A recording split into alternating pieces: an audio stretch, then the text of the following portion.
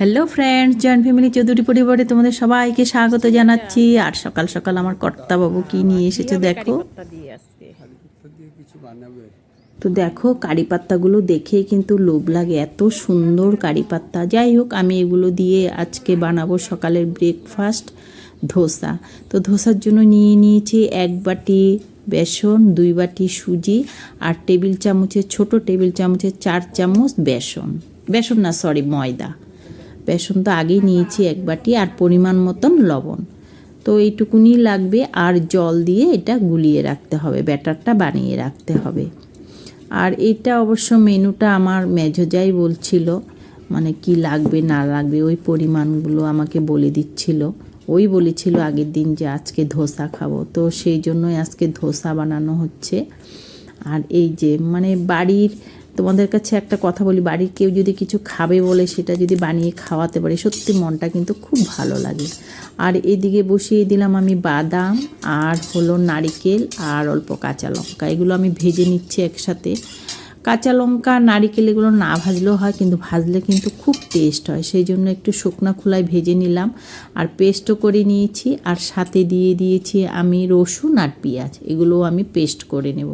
আর পরিমাণ মতন নুন। তো আর এইদিকে আমি একটা কড়াই বসিয়ে দিলাম, আর দিয়ে দিলাম সর্ষের তেল অল্প করে। আর এখানে দিয়ে দেব গোটা শস্য। এটা আমি কারি পাত্তা দিয়ে বানিয়ে পেস্টটার মধ্যেই দেব।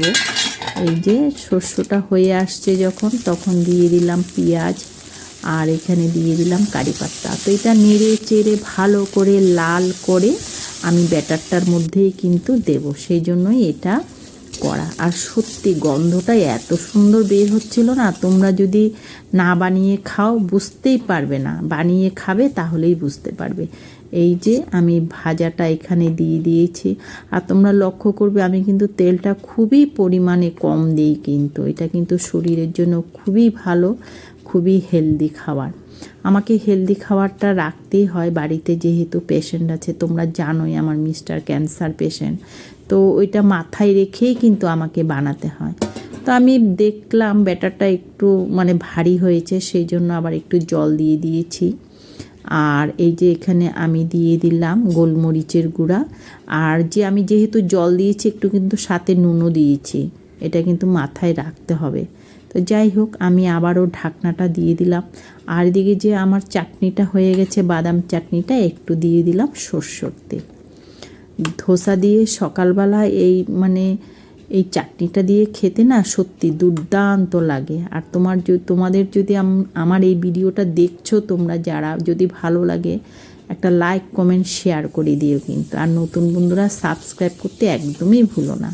আর এই যে আমি তাওয়া বসিয়ে এখানে গরম হয়েছে, একটু বাটার দিয়ে দিলাম।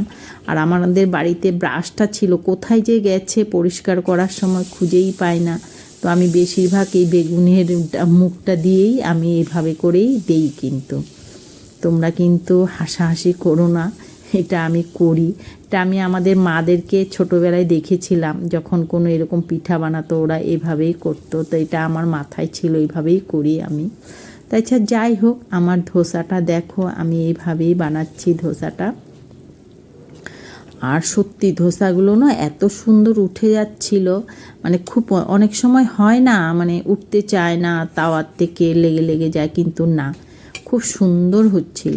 তবে হ্যাঁ, আমার মনে হচ্ছিল একটু ভারী হয়েছে আমার ব্যাটারটা, আর একটু যদি পাতলা করা যেত আরও মানে একদম কড়কড়া টাইপ ভালো হতো। কিন্তু তাওয়াটা তোমরা দেখছোই ছোট, তো অনেকক্ষণ টাইম লাগবে, তো আমি ভারী ভারী করেই বানিয়ে নিচ্ছি, আর অনেকগুলোও বানাতে হবে, তো সেই জন্য আমি প্রথমবার জল দিতে ভুলে গেছিলাম, নেক্সট বার একটু জল দিয়ে দিলাম। আমার যা বলছিল একটু জল দিয়ে দিও ভালো হবে, তো সেটাই আমি করলাম।